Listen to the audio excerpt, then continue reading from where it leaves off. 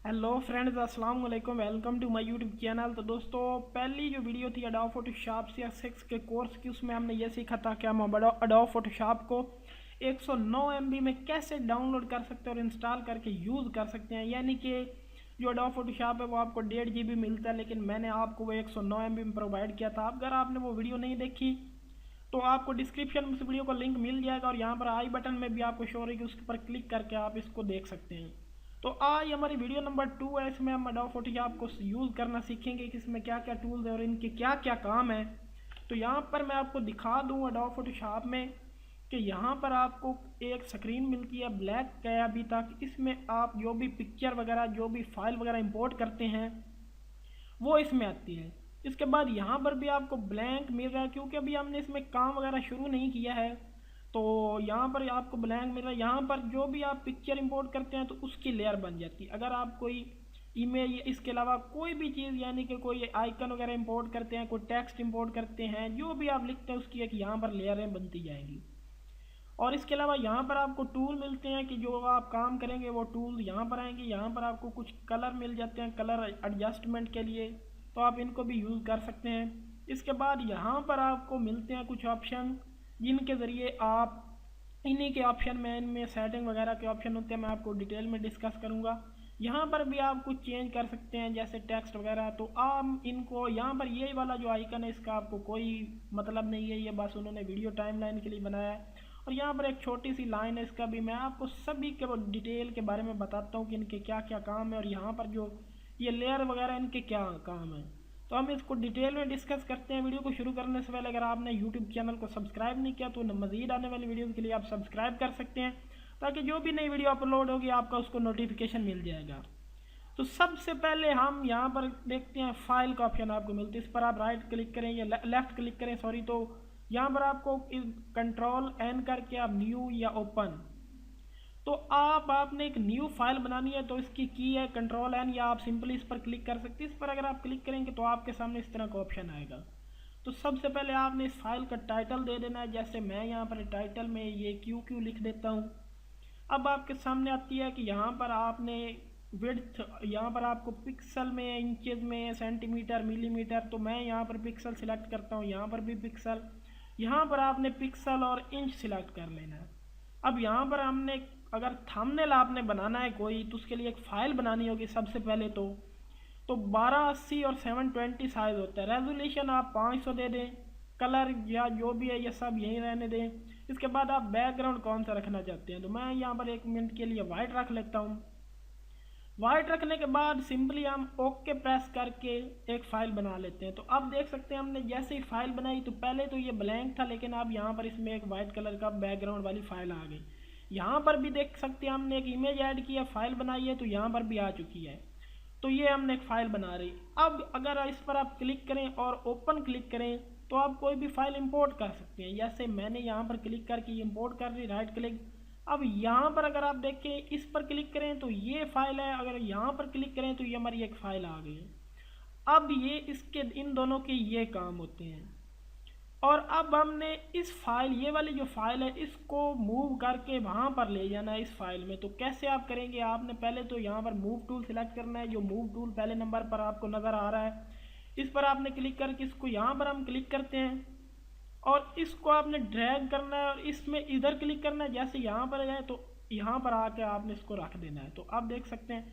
अब ये देखिए, अगर इस तरह रखेंगे तो ये डिस्टर्बेंस आ रही है, इसको आपने डिस्टर्बेंस को एडजस्ट कैसे करना है, तो उसके लिए आप कंट्रोल टी भी प्रेस कर सकते हैं। अगर आप कंट्रोल टी प्रेस नहीं करना चाहते हो, आप राइट क्लिक करें, यहाँ पर आपको ऑप्शन मिलता है फ्री ट्रांसफॉर्म का, आप इस पर क्लिक करें।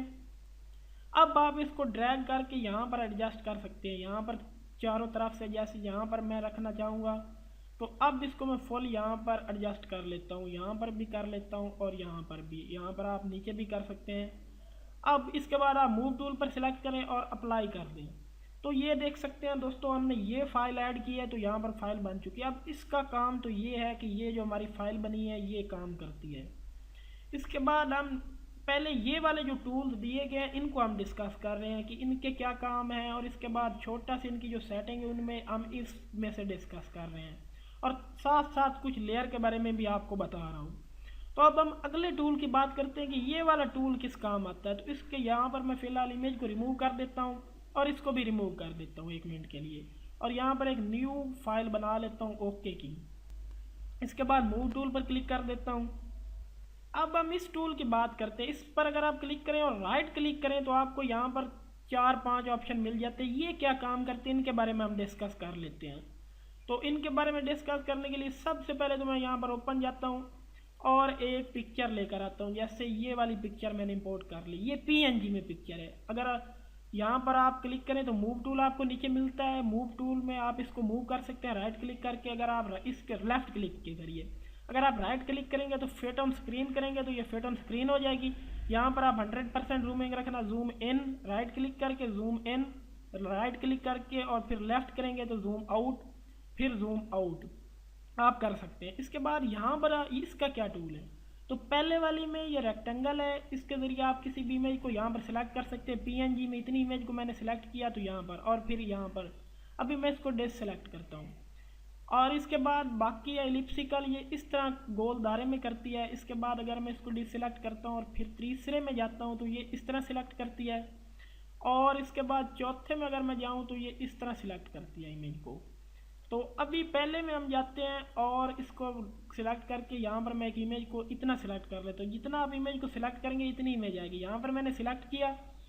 इसके बाद मैंने जाना है मूव टूल में जाना है। मूव टूल के लिए क्योंकि मूव इमेज को करना है, और इसको मैं यहाँ पर ड्रैग करता हूँ और इस तरह लेकर आ जाता हूँ। और यहाँ पर तो देख सकते हैं, अब मैं इसको अगर आपको जूम करके दिखाऊँ जूम टूल के ज़रिए तो इसने कितनी इमेज लेकर आया है। तो जितनी हमने इमेज देखी थी इतनी इमेज लेकर आया है। तो अब हम फ्री ट्रांसफॉर्म या कंट्रोल टी करके इसको बड़ा कर सकते हैं। तो ये इस टूल का ये काम है कि अगर आपको इमेज वगैरह है तो उसको लेकर आना है। अब हम इसको इस पर ले जाकर इसको डिसलेक्ट कर देते तो इसका ये काम होता है टूल का। बाकी टूल को भी आप अगर आप इसको सेकंड टूल को यूज़ करेंगे तो इस तरह आप इमेज को सिलेक्ट कर सकते हैं। जैसे आपने अक्सर देखा होगा कि फ्लैक्सेस में गोल नीचे से पिक्चर होती है, तो ये पिक्चर को ऐसे रिमूव करता है। यहाँ पर ले आता हूँ मैं आपको और कंट्रोल टी करके इसको बड़ा करके दिखाता हूँ। तो इसने इमेज को ऐसे सिलेक्ट किया है। तो ये इस टूल का ये काम होता है। तो अगर आपने इस लेयर को डिलीट करना है तो आप यहाँ पर लेयर में जाएं और डिलीट लेयर पर क्लिक करके इसको डिलीट कर सकते हैं। और अगर आपने इसके अलावा इन लेयर को नीचे आगे पीछे करना है तो इस तरह आप ड्रैग करके नीचे ऊपर कर सकते हैं। और अगर आपने इसको थोड़ा सा धुंधला करना है तो आपको यहाँ पर इस लेयर को सिलेक्ट करें और ओपेसिटी का ऑप्शन मिलता है। आप ओपेसिटी के ज़रिए इसको काम कर सकते हैं। अभी तो ये फिल गायब हो गया है, इसको आप थोड़ा सा करेंगे तो ये आ जाएगा। तो अब ये टूल की बात होगी। इसके बाद हम अगले टूल की बात करते हैं कि ये जो सिलेक्शन टूल इसको कहते हैं, ये क्या होता है। इस पर आप राइट क्लिक करें तो आपको 3 सिलेक्शन टूल मिलते हैं। इनके बारे में आपको बताता हूँ कि अगर ये हमारे पास एक इमेज है, इसको मैं राइट क्लिक करके यहाँ पर आता हूँ, डिसलेक्ट कर देता हूँ राइट क्लिक करके। अब इसका क्या टूल का काम है, यहाँ पर मैं थोड़ा सा जूम कर लेता हूँ। इन टूल का ये काम है कि अगर आप इसको सिलेक्ट करेंगे पहले टूल को, तो यहाँ पर आप राइट क्लिक करें और इसको रख कर आपने माउस के ऊपर जो आपका लेफ्ट क्लिक है उस पर क्लिक करके आपने इसको ड्रैग करना है। तो ये पिक्चर आपको सिलेक्ट करना शुरू कर देगा। यहाँ पर जैसे मैं इतनी पिक्चर को ले आता हूँ, यहाँ पर मैंने सिलेक्ट कर लिया। इसके बाद आपने इस पर क्लिक करना है मूव टूल पर और इसको लेकर जाना है, तो इतनी पिक्चर को ये लेकर आ जाएगा। तो राइट क्लिक करके डिलीट करता हूँ। इसके बाद अगले टूल का क्या काम है, फिर मैंने यहाँ पर गया और डिसलेक्ट कर दिया। अब अगला टूल ये है कि आपने इस पर क्लिक करना और ये ऑटो इस तरह सिलेक्ट करेगा, जैसे इस तरह, फिर राइट क्लिक लेफ्ट क्लिक इस तरह, और यहाँ पर हमने सिलेक्ट किया और ये यहाँ पर ये इस तरह इतना मूव कर लेता है। तो इसका ये काम होता है। और इसके बाद हम अगले टूल की बात करें कि अगले टूल का क्या काम है, तो मैं फ़िलहाल यहाँ पर इसको लगा देता हूँ। मैंने मूव ऐसे ही कर दिया है। तो यहाँ पर क्लिक करके इसको डिसलेक्ट करता हूँ। और अगला टूल जो है इसका काम यह है कि ऑटोमेटिक ही सिलेक्ट करता है। यहाँ पर आप देख सकते हैं, आपने क्लिक ही नहीं करना और ये ड्रैग करता जाएगा और सिलेक्ट होता जाएगा फ़ोटो। आप इसको सिलेक्ट कर सकते हैं। अगर आप कोई फ़ोटो सिलेक्ट कर रहे हैं जिसका आपने बैकग्राउंड तब्दील करना है और आपसे गलती हो गई, यानी यहाँ पर मैंने इस तरह गलत कर दिया, अब इसके ऊपर पिक्चर के ऊपर आ गया, तो आपने एक बार बैक स्पेस प्रेस करना है। यहाँ पर बैक स्पेस प्रेस करते जाए कीबोर्ड से और इस तरह। अब यहाँ पर अगर ये गलती हो गई है तो इसको बैक स्पेस करते जाएं। यहाँ पर मैं लेकर अगर जा रहा हूँ और मेरा यहाँ मूव सिलेक्ट हो गया, तो इसको आप बैक स्पेस के ज़रिए रिमूव कर सकते हैं। जितनी दफ़ा आप बैक स्पेस करेंगे इतनी दफ़ा ये रिमूव हो जाएगा। तो मैं इसको इस तरह, ये इस टूल का ये काम होता है। इसके बाद अगर हम अगले टूल की बात करें तो वो आपके सामने क्या आता है कि ये ब्रश टूल का काम आता है। इसका काम मैं आपको बता देता हूँ कि इसका काम क्या होता है। फ़िलहाल के लिए मैं यहाँ पर एक इमेज लेकर आ रहा हूँ अवास्ट एंटीवायरस की। तो ओपन करके मैं देखता हूँ अवास्ट को या यूट्यूब को लेकर आ जाता हूँ। तो यूट्यूब की इमेज अभी पीएनजी में है। तो अब हम चाहते हैं कि ये यूट्यूब में ये जो यूट्यूब का वाइट आइकन आ रहा है इसको हमने रिमूव करना है। तो आपने इस पर राइट क्लिक करना है, इस पर राइट क्लिक और सेकंड वाला मैजिक सिलेक्ट या क्विक सिलेक्शन आप सिलेक्ट करना है राइट क्लिक करके, और इसको आप रिमूव कर सकते हैं। इसके ऊपर आप डिलीट करेंगे तो ये रिमूव हो जाएगा।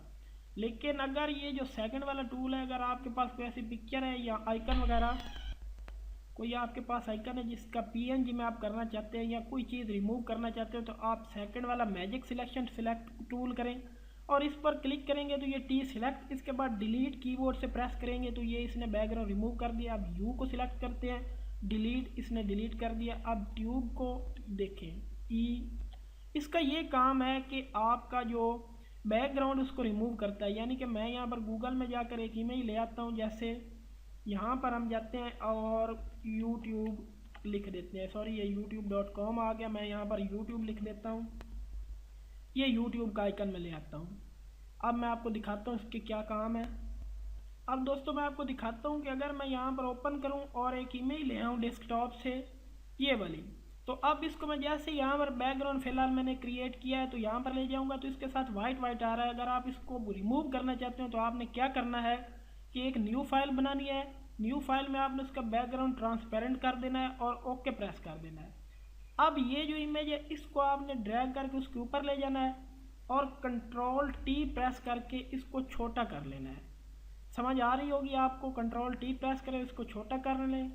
इसके बाद आपने इस क्लिक करना है और मैजिक सिलेक्शन के बाद इसको यहाँ पर क्लिक करना है और डिलीट, यहाँ पर आप क्लिक करें डिलीट, यहाँ पर क्लिक करें डिलीट, यहाँ पर क्लिक करें डिलीट, और इसके बाद आपने यहाँ पर क्लिक करके इस इमेज को वापस लेकर उसी जगह पर आ जाना है। तो आप देख सकते हैं इनमें फ़र्क कि इसने बैकग्राउंड वाइट को रिमूव कर दिया। तो इसका ये काम होता है मैजिक सिलेक्शन टूल का।